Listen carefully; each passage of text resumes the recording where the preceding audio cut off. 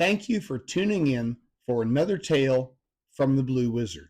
Remember, this is a YouTube novel for entertainment purposes. You shouldn't be making life decisions based on what you hear a YouTuber say. Take what resonates and leave the rest. In today's episode, Chapter 4, The Lord of Waters, we discuss events following our informant friend being convinced by his office pal, Manny, to accompany him on a covert mission out into the field to gather information on and counter the espionage efforts from a competitor attempting a hostile takeover of some All Reality Unlimited assets.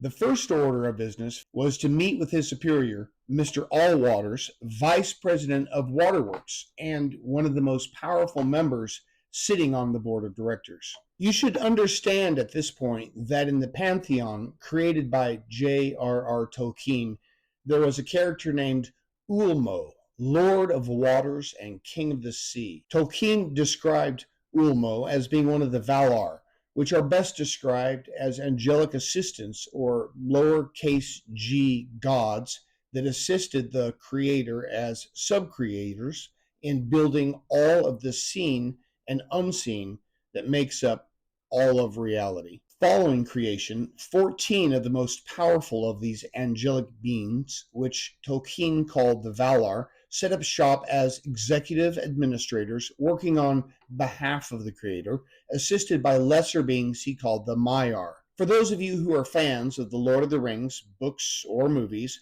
the Balrog, Sauron, and the five Histari, which were Gandalf, Saruman, Radagast, and the Blue Wizards, all began as Maiar. Ulmo was one of the top 3 most powerful Valar. His counterparts could be seen as Poseidon of the Greeks or perhaps Neptune of the Romans, kind of. Neptune of the Romans was originally just a freshwater entity, but apparently was promoted to match Poseidon's rank as a sea god eventually. The Norse had Njord, who was originally of the Vanir, but was sent to the Aesir after the Aesir-Vanir War and became an honorary Aesir god. I was thinking of being more inclusive in this discussion of corresponding gods from cultures across the globe, but as I started reading down this list of water deities, it became apparent that most were paying respects to a local Maiar-level administrator. Ulmo was the dude in charge of all things water, from oceans to clouds. So it occurs to me that if I look at it from Tolkien's perspective, Poseidon would be a Maiar in charge of the Mediterranean Sea, Neptune, a Maiar governing some rivers and streams from the Italian peninsula and its coastal waters. Njord probably was in charge of fjords. Anyway, Ulmo lives in the deepest of waters, according to Tolkien, but here is the really cool part. Ulmo was the most dedicated musician of all the Valar. Ulmo is the kind of cool cat that delegates responsibilities and trusts his staff. And when he sees everything is running smoothly, retreats to his studio to compose cool jams. Ulmo is definitely the dude amongst the Valar. I also dig Manwë, and Ulmo and Manwë were close friends. Fun fact, Ulmo has one of the 3 Silmarils.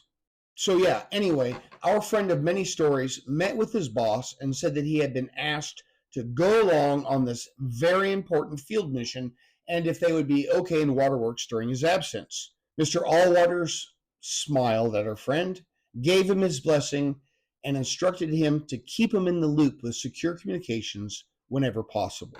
While it was true there were no corporate executives out in the field, All Reality Unlimited had plenty of lower-level company employees managing and maintaining behind the scenes. Other than the CEO himself, who had birdies everywhere, there were no other senior executives who enjoyed the flow of information received by Allwaters. Thank you for visiting for another tale from the Blue Wizard. Please share it with someone you know might enjoy this. Consider adding to the conversation with productive comments. And don't forget to subscribe and like to make the algorithms happy.